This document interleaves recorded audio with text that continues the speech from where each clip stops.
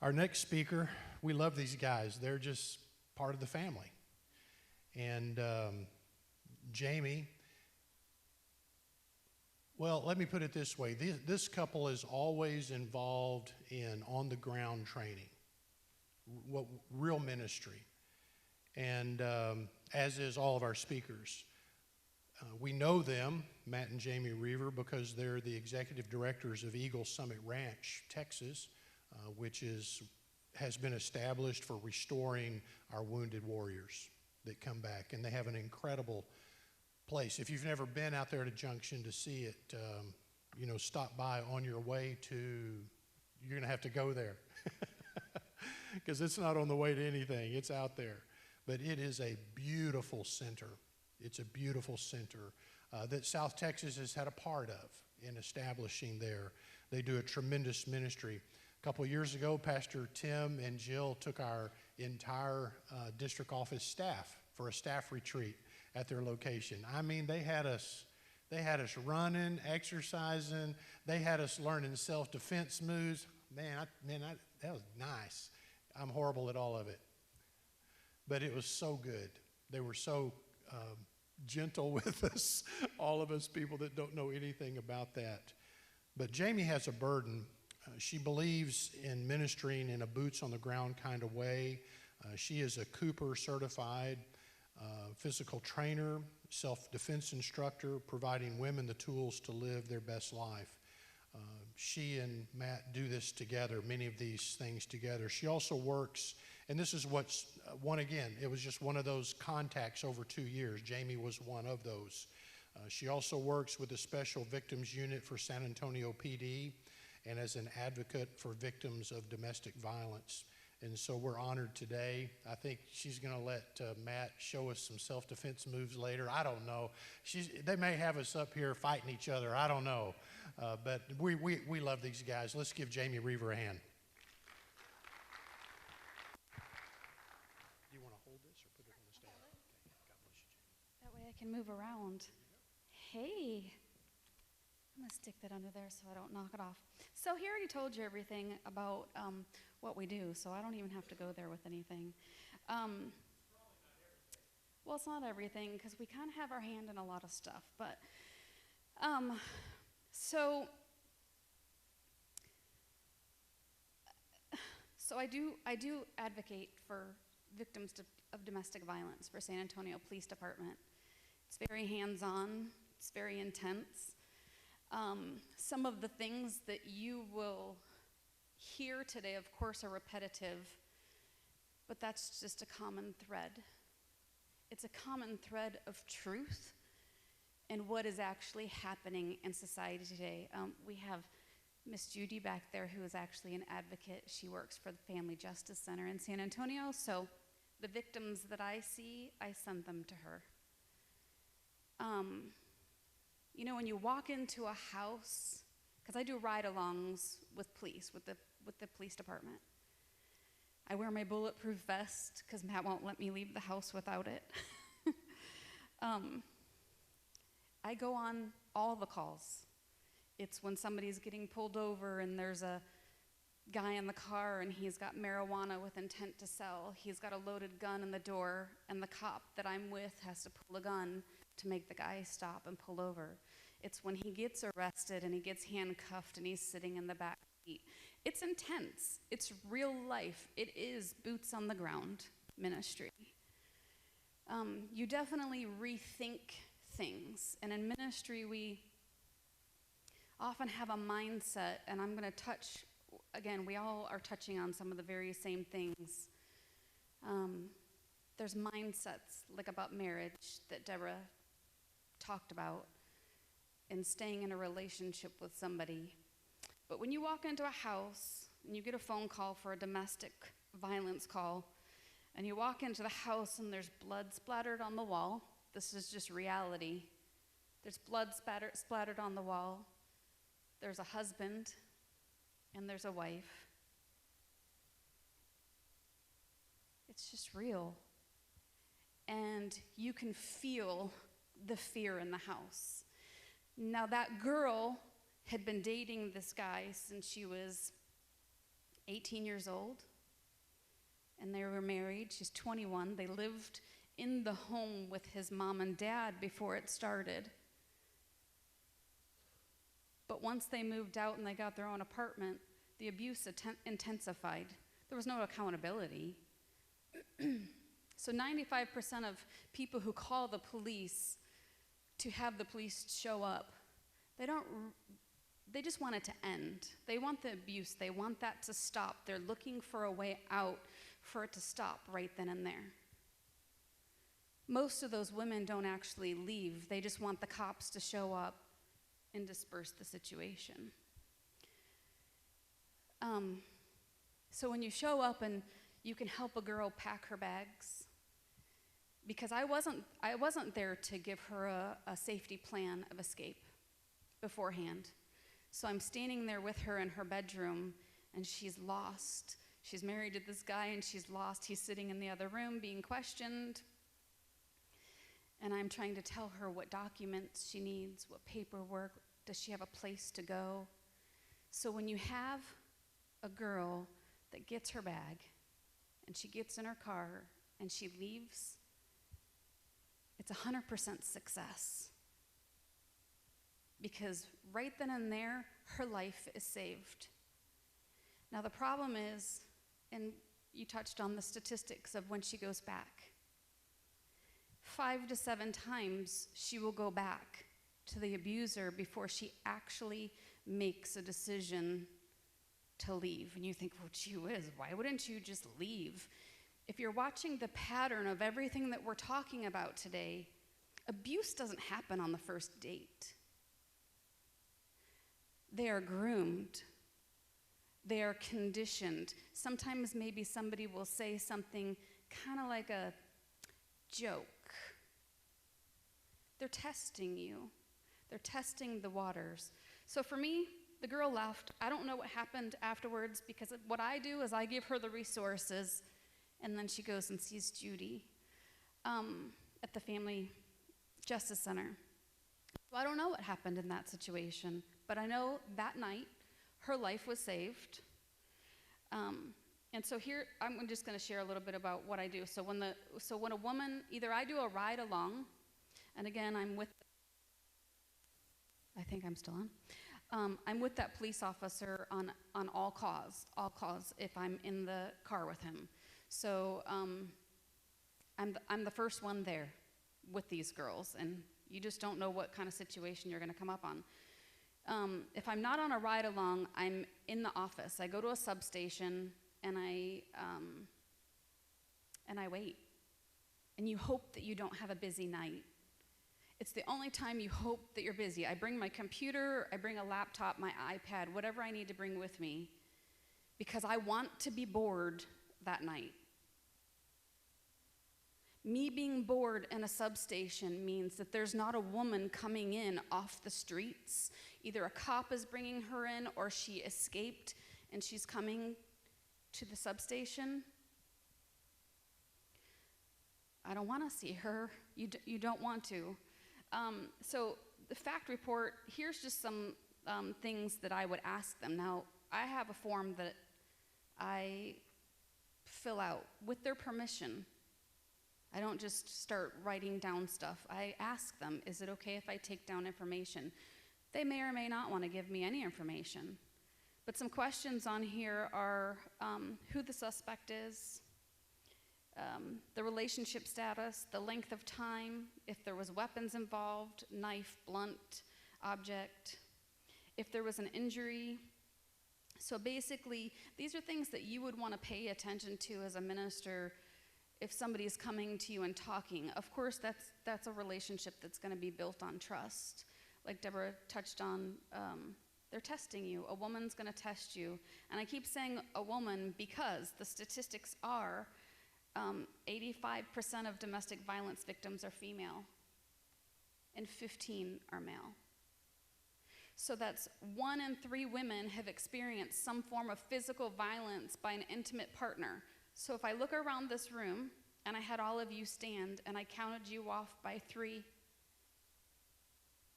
every third woman in this room would be a victim of domestic violence.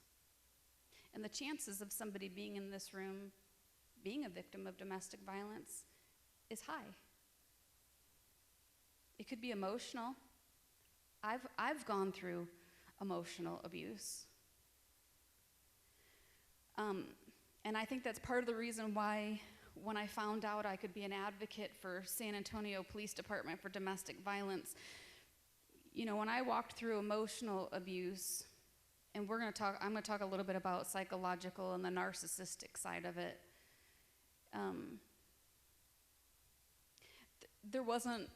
I didn't have a dolly to give me the information. I had to walk through some things with the Lord on my own. And the amazing part of that is that he taught me and he showed me. But then I had this follow-up with South Lake Christian Counseling. So everything God had been showing me, I didn't necessarily have clinical terms for, but I knew it in my heart. And so when I found South Lake Christian Counseling, there's a counselor named Shannon Thomas, and I'll talk about her in a second, but she gave all the clinical terms to what I knew that I personally had been going through, that I had gone through. And so I just threw myself into learning about those dynamics, because they do happen in the church. They do happen in ministry. They don't just happen at home. They can happen at work, a place of employment, wherever it is. So we can talk about domestic violence, and it does happen in the home, but it's so much bigger than that. So when I got the opportunity, and my friend, she's a general's wife, and she said, "Hey, I'm doing this advocacy program with San Antonio Police Department." I just felt it just stir in me, and I was like, I need to do it. I need to do it. I just know I need to do this. And I had no idea at that time that any of this was happening. So I got in for the class. It was like the perfect timing. It was a God thing. Got in for the class, went through my courses, got certified. And so this is what I'm doing, and it pairs perfectly with what we do for our military. We have so many men and women come through our program that have PTSD or struggle with domestic violence in the home. You know, you look at people and maybe you see a soldier and you think, oh, he's this all-American guy. He's put his life on the front lines to protect and to serve. Except he goes home and he beats his wife. Or she's raped. And yeah, rape happens in marriage too. But on the front and on the surface, you see this hero of a man. So that's part of the unthinking that all of us have to do, is that it can be a minister, it can be a public figure, it can be a police officer, it can be a fireman, it can be any of those people. The thing is so I love words. I love to take a word and I love to break it down, and I did this word study on stigma because we have lots of stigmas against violence and domestic violence. So it's whether it's a stigma towards the abuser or the abused. But if you take the word stigma, it means disgrace. And then you want to break that down a little bit more, and the word dis means lack of. So when you take all of that together, stigma means the lack of grace.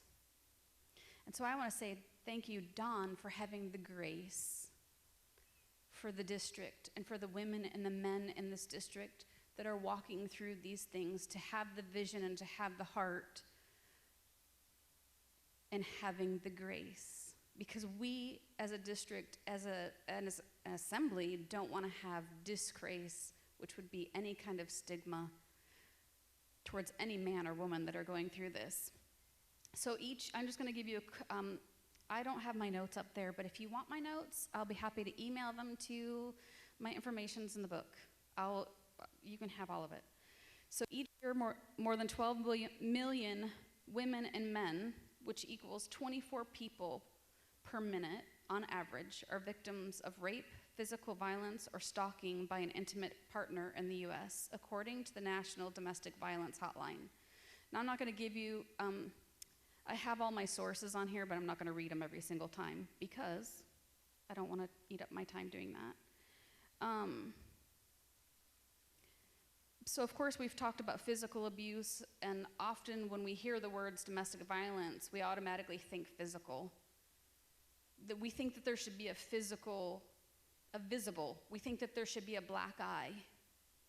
First of all, I want you to know physical abuse doesn't mean that there will ever be a black eye. There's body parts that men, I almost tripped there. Anyway, there's body parts that men will hit on a woman, which include her torso, her breasts, her back, because they're not visible and they can't be seen. It protects them. So not every woman's gonna have a black eye. But then, of course, we talk about the emotional part of it. So here's the types of abuse. Of course, physical, sexual, all of it. If you look at anything any of us have talked about today, the line that connects every abuser is control. It's all about control. It's all about dominating. So here's a control tactic would be dominance, checking mileage on a car to know how far maybe they went, didn't go. These are things that you and I don't think about. I don't have to worry about that with my husband. I don't have to think about these things. Most of us in this room don't. They monitor phones. They don't, they encourage dependence, meaning they want you to be dependent completely on them. That you as the victim cannot do anything in life without them. They are your source. The emotional and psychological abuse, which would consist of crazy making, you're the crazy one. You're gonna question everything. You could say everything right, do everything right, and guess what? You're still crazy. And so then the next time what you do is you try to do it a different way because, well, that didn't work last time and I was called crazy.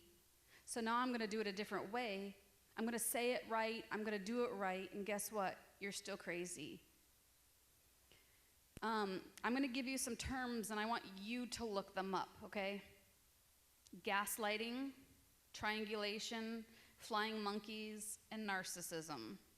If you don't know any of these terms and you've never experienced it, you need to look up these terms. So here is the thing, because like when I was talking about emotional abuse that I had gone through,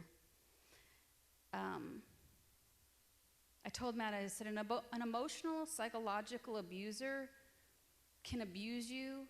You don't have to have every one of these things on a list. An abuser doesn't have to do all of those things. An abuser can just be an emotional abuser. They don't have to be physical. But, let me see my stat. 95% of men who physically abuse their intimate partners and to psychologically abuse, 95% of men who physically abuse their intimate partners also psychologically abuse them. So that's where the thread runs super deep. It's not just the physical, because the bruises are gonna go away, and sure, is it a bad thing to get hit? I would never say it wasn't. It's a horrible thing to get hit, to be beaten. But that psychological, I think there was just a story here, Matt sent it to me, and I know just briefly some of the information about it, about a 13-year-old girl that was in sex trafficking. And she just committed suicide because she couldn't be with her abuser. Her parents would bring her back home, and she would run away to go back and be with him. And you think, well, why would she go do that? Because there's such a psychological, it's the love bombing, it's the cycle. Deborah had it up on the thing, but here's the cycle of violence. It's the tension building, the acute battering, and the honeymoon stage. And so when we talk about addiction, what happens is you get caught up in this cycle, and when the honeymoon stage is good, it's really good, because abusers don't abuse 24/7. And when the honeymoon stage is good, it's really good. And so they get caught up in that cycle, and it becomes an addiction. They're addicted to that. Often, when you think of someone in an abusive relationship, you think of somebody that's weak. You think of the victim as being, well, she must have been super insecure and just needed to feel validated by this man or woman. Again, it's both. Victims of psychological abuse are often strong and successful. Like a moth to a flame, abusers are attracted to someone they think will be a challenge to break. So abusers are often attracted to a person that is strong. They like your qualities. They like that you're outgoing. They like that you have a voice and that you speak your mind until you do it towards them. And then you become this challenge for them to break you down. And so here's where a little bit of this, when we're talking about narcissism, the book that I wanted to share with you from Shannon Thomas from South Lake Christian Counseling is How to Heal from Hidden Abuse. And she's a Christian. And yes, do I believe that God is big? I believe he is so big. And I believe that he heals, and I believe that he restores, and he restores marriages, and he can make people whole and healthy and free. Victims and perpetrators.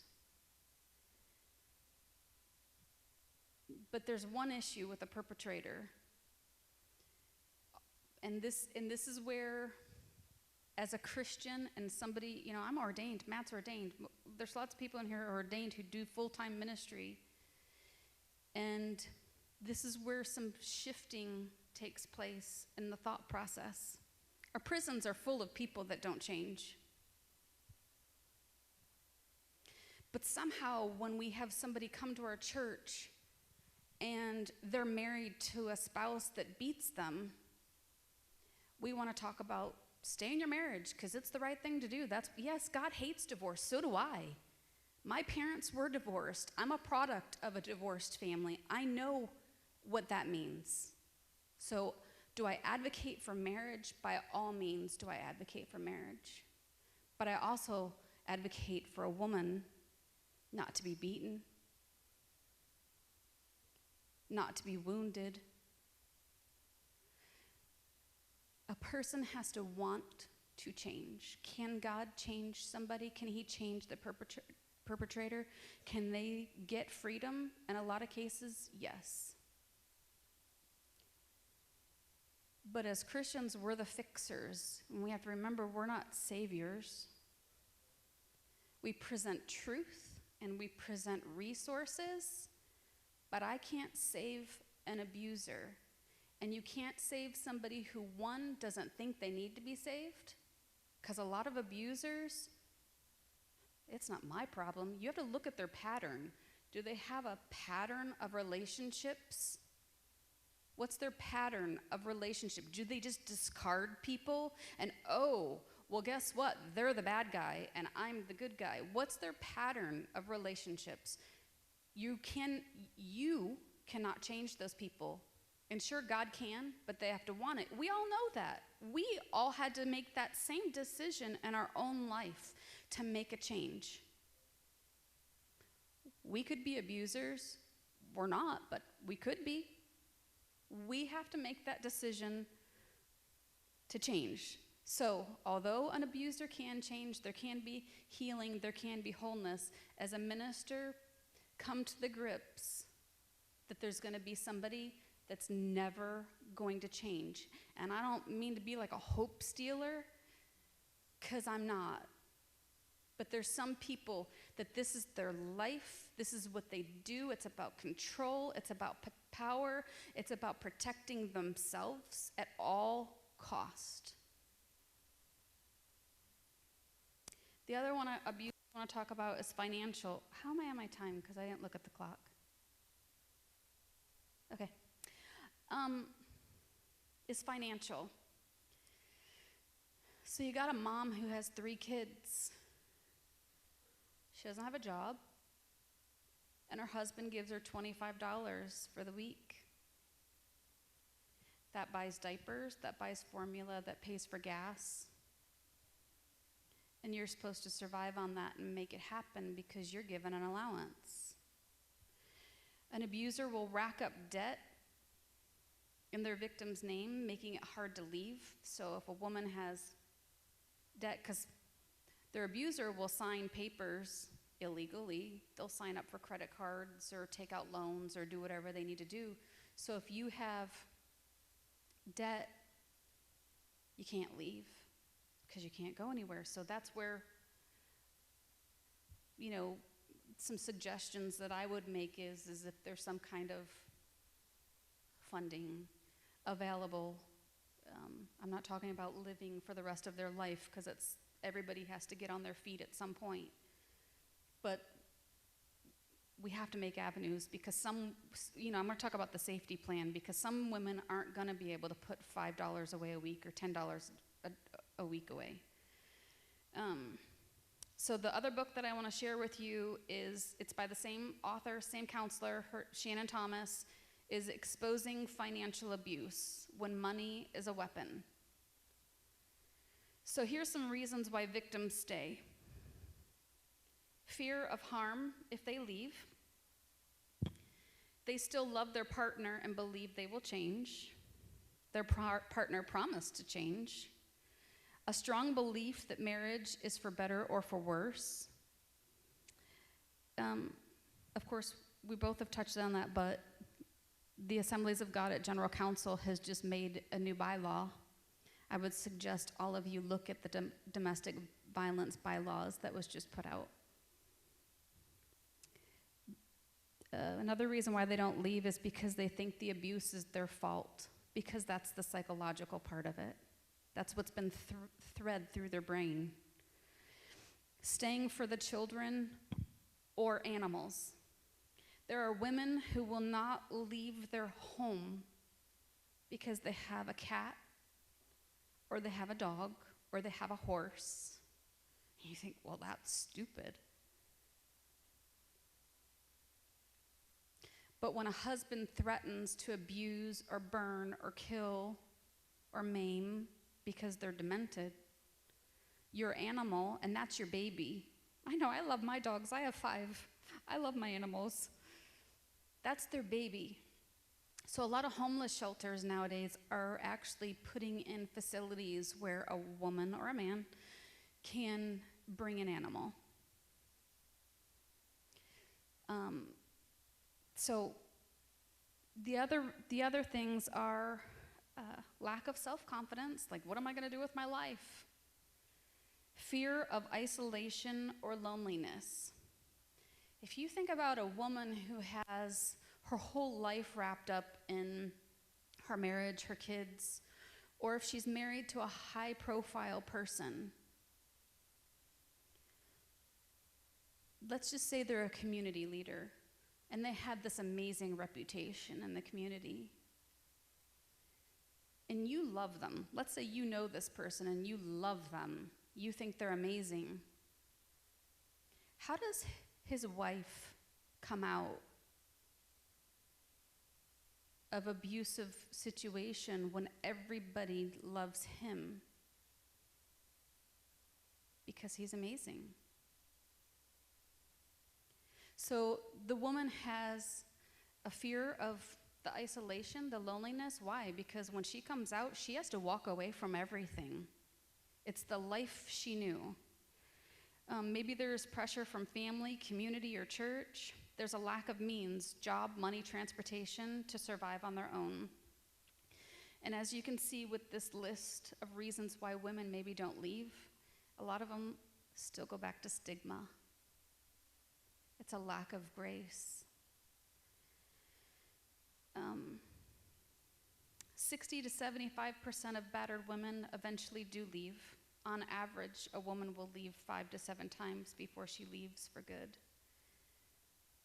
Because victims who leave their abusive partners are at a 75% greater risk of being killed by their abuser than those who stay, it is extremely important for a victim to have a personalized safety plan before a crisis occurs or before they decide to leave.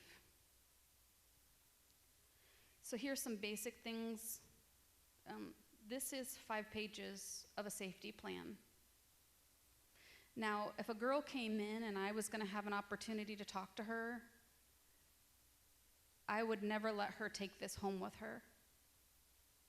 There's websites that girls can look on, women can look on, and they have a button on there, and it's an escape button on websites. So let's say a woman is looking up domestic violence and she's looking for ways to get out. She's looking up lines. She's looking up homeless shelters. There's a safety button on there that gets her, you know where it takes you? To a recipe page. It takes you to a safe place so that if your husband was to come look and see what you were looking at on your phone, he would see that you were looking at recipes. So I would never give her this. I would have her give this back to me, and I could mail it for her, or it could be mailed for her. So a safety plan can be anything from a place to where to go.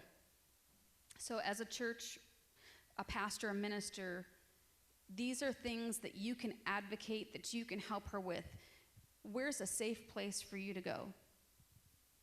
Somewhere that's not necessarily an obvious thing, because where's the first place somebody's going to go look?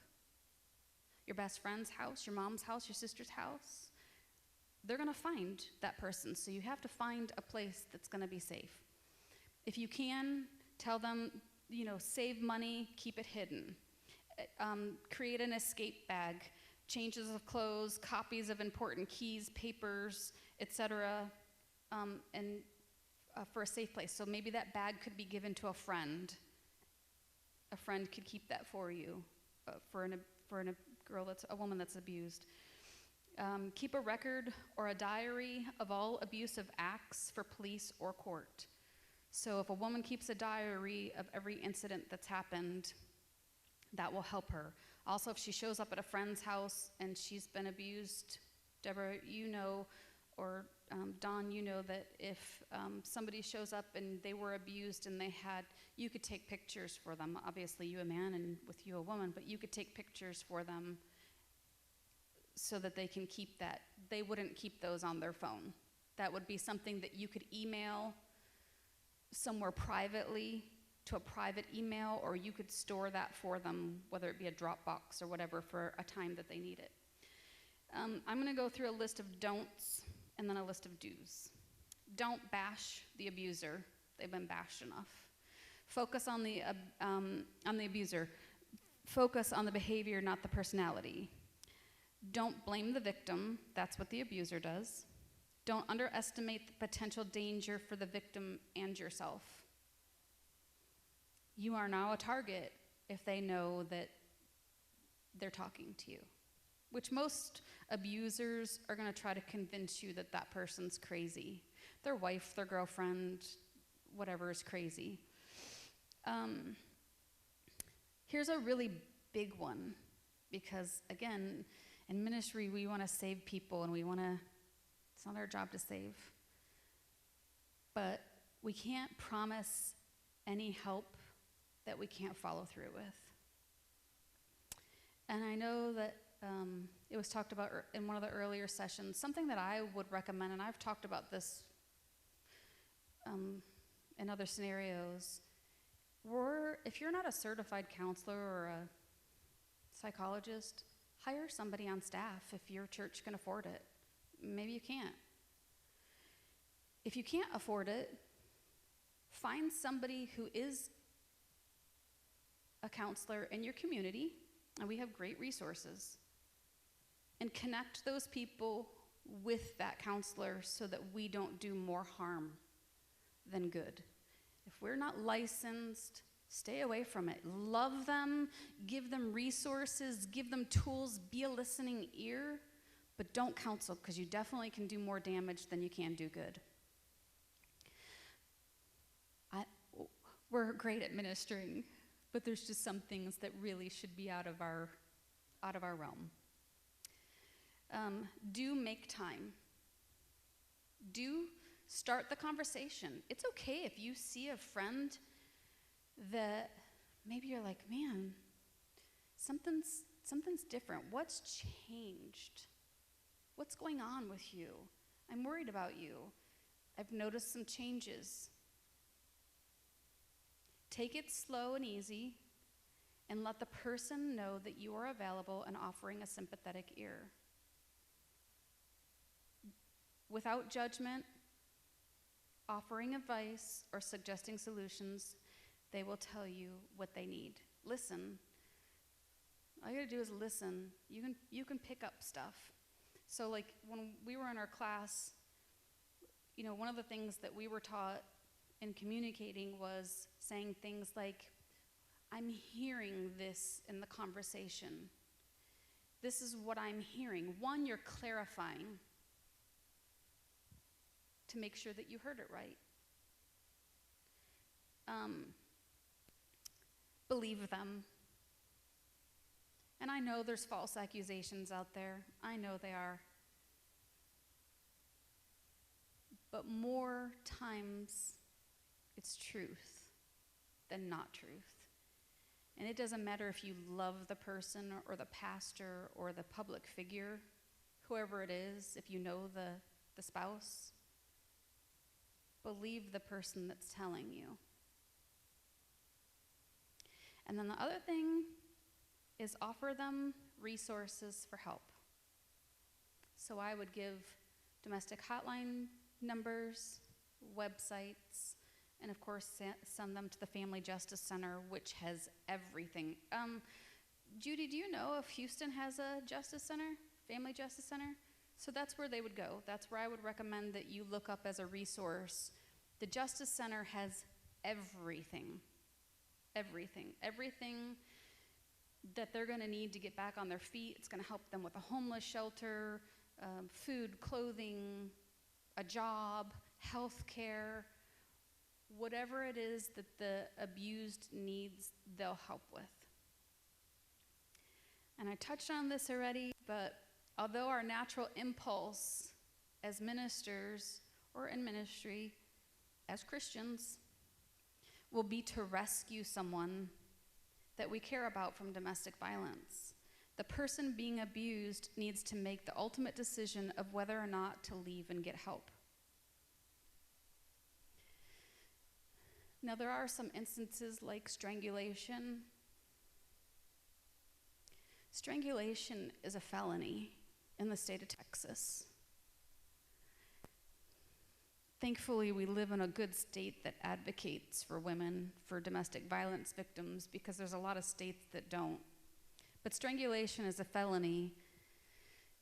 And over 90% of the women that go back to a man that has strangled her, she will be murdered by that man. That's their risk that they take. 90% possibility that he's going to kill her. You know why? Because he liked the feeling. He liked the control. He liked taking her right to the edge of death. And like we talked about we talked about pornography, how it grows and it grows. That's how domestic violence is. So she goes back, she's going to be murdered. There's lots of different things that we can talk about as far as like if you're in a situation, if somebody's in an abusive situation. I mean, we could talk, like you said, we could talk about this for 10 weeks. I could go on about not putting yourself cornered, a woman not being cornered in a bathroom or a place where she can't escape. This ties into some of what Matt and I are trying to teach women. A couple years ago when Vanessa was the women's director, she asked Matt and I to come in and to do a breakout session. And we did a breakout session, and we had over 200 women sign up for the class for domestic violence. That's our women. That's our community. Those are women in our churches. Those are women that we're reaching. And we had some that participated in the class, and then we had some that stood on the outskirts. And the ones that joined the class, some of those were in a different place mentally, emotionally, spiritually. They were out of a situation. I had several women come up and say, thank you so much for doing this breakout session, because I have to deal with an ex-husband. Thank you for doing this breakout session because I'm still married to it. You know, when I show up to a substation, there's cars lined up outside the police station. You want to know why? Because a spouse is dropping off kids to another spouse. So even though a woman maybe get out of a domestic violence situation and is not living it anymore, they have to share kids, they're still having to take steps for themselves to protect themselves. So they take their kids to the police station and they give their husband or they give the wife the kids because it's safe. So we did this breakout session, and bless you. We had over 200 women sign up for it. And it shows you the need that we have in our district for women to feel safe, to feel protected. So I'm going to have Matt come up and talk. I just want to share the thing that we teach about domestic violence and self-defense is it is not for you to fight back. Self-defense is about getting yourself in a position. First of all, it's empowering for women. When you learn some of the most basic tools, it's so empowering. And some of them you're going to be like, oh my gosh, this was like the simplest thing. How did I not know this? It's not to fight. We don't want to teach these women these tools so they fight the guy. We don't want you fighting him. This is maybe you're in a position of you're being choked, it's strangulation situation, that you can get out of it and escape. So, here's my honey, and he's going to share. Thank you, Jamie, and thanks, Don, Pastor Tim, for allowing us to be here. I do have some cards up here, and I'm going to ask that some of these can be passed around just for information's sake, and you guys can see this. How about a volunteer? Yeah, all right, please come right here. I got a volunteer, so right on. So what I want to show you is just some simple things. The best fight is one that you don't have to fight. Can I get an amen? I believe that's called turning the other cheek, right? But I do believe also that the Bible talks about when the lamb becomes the lion. Amen? Right? Now, I know I grew up in church. I've been in this church I don't know how many times. In fact, before this church was built, my dad spoke here, and I remember scratching bubble gum underneath the seats, okay? So I'm third generation Assemblies of God minister and now ordained, so if anybody can talk about it, I can. In particular, when I grew up with my dad, being a Vietnam veteran, fighting was not supposed to be there, right? How many, come on, some of you, right? You know, if you got in a fight, you were in trouble, amen, right? Okay, well, what came about as of that is that I never learned self-defense aspect, okay?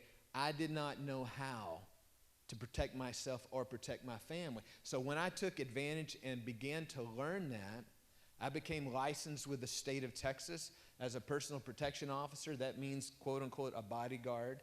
And then I went on and became a manager into Anthem Security. And I found out that I can actually protect myself and protect others, okay? I believe a shepherd, how many of you are shepherds in here, right? A shepherd, you know, a shepherd and that staff is used for several things, correct? One, it's to grab the sheep and pull the sheep back, correct? But it's also to crack that stick on the head of a lion, amen? Correct? Right? So what I have done, now I don't know you from, what's your name? Leilani. Nice to meet you. Are you from around here? I don't know. She doesn't know if she's from around here or not. Are you from outer space? Danger, right? Exactly. Can I borrow your arm just a moment? Now, do I have a grip on your hand? Yes. Now, I can pull her, correct, anywhere I want to go.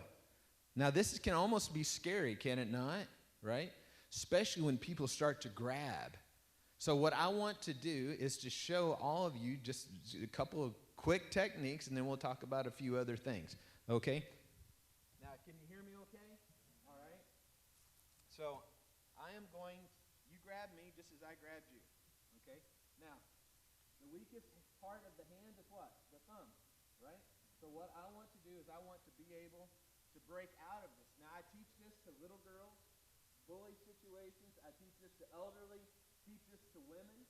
But the quickest way to break out of this situation is just to come back. I want grip it, right? Look at that. Now, are you squeezing? Yes. Come on, squeeze hard. Really. Look at this. Right? Absolutely no effort. Okay? Now, look at here. I'm going to grab this way, and I have it, right? Okay? Now, if we're going back to this way, right? Now, you do it. Just the same thing. Go back around and thumb up. Just like that. All right? Yeah. Yeah. See? All right? Now, I'm grabbing. Now, pull up. Break it up. All right? This situation works every time. Do I have a grip on your hand? Is it tight? Okay, go back around again. I can't hang on to it. Physically impossible. Reaching across like this. Okay, reach, grab me. Right? Once again, hitchhiker through the thumb. Right? Squeeze it hard as you want. Right? Look. Okay, now you guys, oh, that's something else. Can I borrow you, sir? Come on. All right. Okay. My wife, she'll Houston came back, yeah. All right. Now, go ahead and grip it. Okay, now that's tight, right? Is that as tight as you can go? Okay, what? My wife did this to me. All right. I'm like, no way. Okay, all right. It's funny, isn't it? Okay, let's do it two hands. I want you to grip it, just grip it tight. Okay, you got it? Now Yep. watch. This hand reaches in. See that? Okay, right? See that? Okay, you see how easy that is, right? Now, we'll come back to here. Okay, now, the situation is, I have her hand, okay? Reach in, grab your own hand, pull it. Right? Do I have a hand? Is it tight? Go ahead, do it again. Can't do it. Thanks, guys, appreciate that. The same scenario works for a choke situation. One of the scariest things is to be on the floor being choked out with hands around your throat. It is so easy to get out of. But the thing is, people freeze up, and they don't know. And a person who is uneducated will always go to the demise of whoever the one is on top, okay? Now, so often we think that the person on top is the dominant position. That is not true. That is not true. I could show you 100 different ways to break out of that and give a person a chance. And that is exactly what Jamie and I want to be able to do, in particular, is to help the ladies, okay, or those that are in danger, be able to flee the situation. It's not necessary to get up and try to fight out of it, all right?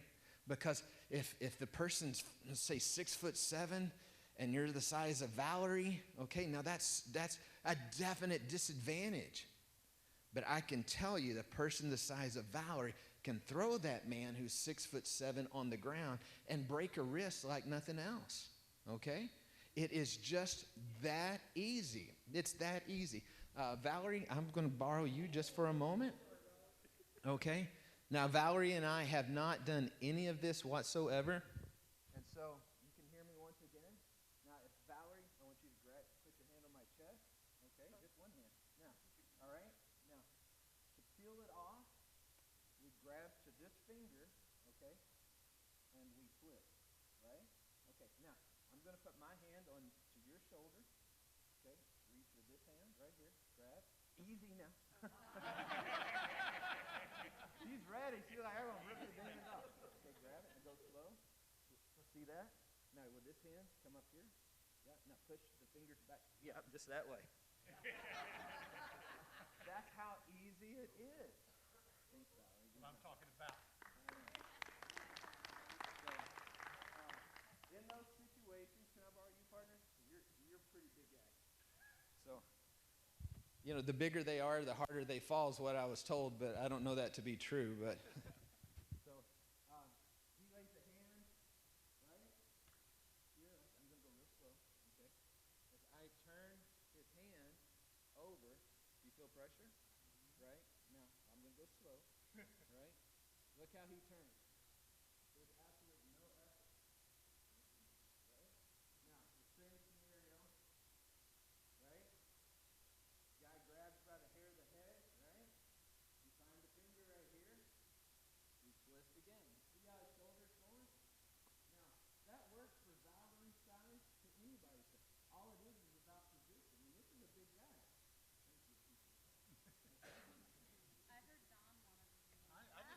right? Don wanted to do that, right? So, all right, Don, thank you for volunteering. Okay, Don's going to be a bad guy here. Is the camera on? I mean, somebody's fixing to get hurt, and it's not Matt. This is not here. Let's back up here so everybody can see. Okay. Academy Award winning. This is something that I teach. Okay. It's a situation. Man's hand goes to a woman's area. Okay. Right. Trap here and here, and then you just bow. Okay. You all right? I'm all right. You see how the wrist moves, right? And then all you have to do is pull. You see him pulling back. The wrist is gone. Yeah, it's gone. Thanks, Pastor John. But to show you those things, because Jamie said it right, and I heard Deborah say it, and I missed part of the first part of it, but the person who thinks he's in control has all of a sudden lost control. And once that fuse is broken, he's discombobulated, and he does not want to do, and that's when you get out of Dodge. Get out right then. Just go away. Just go away. And there's so many things that can be taught in that. As part of General Buchanan's Ready Response Team for San Antonio Medical Center, I am part of that. He just retired. Also, I worked with General Johnson's med staff at Fort Sam, teaching these same techniques to the nurses and to hundreds of ladies that have gone through domestic violence situations. And let me tell you something, Pastor. You are responsible for your sheep. Give them the tools to help them. Give them the tools to avoid the lion. You'll stand up and you will preach and you will tell them, this is what you need, and refrain from sin, and you'll go to it. Go another step as well. Not only spiritually, but physically and mentally. Take them all the way through. It's not always the easiest thing. But when you signed on to carry the cross, you got to carry the cross. And sometimes it's a big wooden stick. And the devil uses that stick to try to beat you up. And then he walked away, right? And we know the scenario from there. That's when you pick the stick up and you place it in the hand of whoever it is, and then you allow them to go. The same scenario also works with broomsticks. You would not believe how deadly a broomstick can be. And some of you are like, what are you talking about? Oh, yeah, she may use that to clean or sweep, and she may be the housewife of can be. But let me tell you, that broomstick can absolutely put some serious situation onto however it works. Jamie said it right. A lot of the abuse that we see when I was working with the San Antonio or BAMC, Brooke Army Medical Center, San Antonio Medical Center, the abuses are underneath the clothes. And I cannot tell you how many women that came up to me and said, thank you for giving me hope. I was sexually molested. I have been abused over and over and over again. And when that lady feels empowered, she has an option, and she no longer feels like she's less than, okay? Now, every situation, does it work? I have to say no. I do not win every fight that I'm in. I don't. Sometimes I went up against a guy about this big, and I thought I had him. That was bad news. Next thing I know, it was this right here. You know, I'm tapping out because he had me. But for the person who does not know, and now for a lady who does know, she's going to win. She's going to win. She's going to have that opportunity to move forward and to avoid that situation. And that's what we're teaching so that she can move forward. So in that, I think that's all I have to say. And I think you guys all have the cards now out there. If you guys have any more, if you want any more information, I'm happy to help you. God bless you, Pastor Don. Thank you, Matt. Oh, Matt, rest. Rest.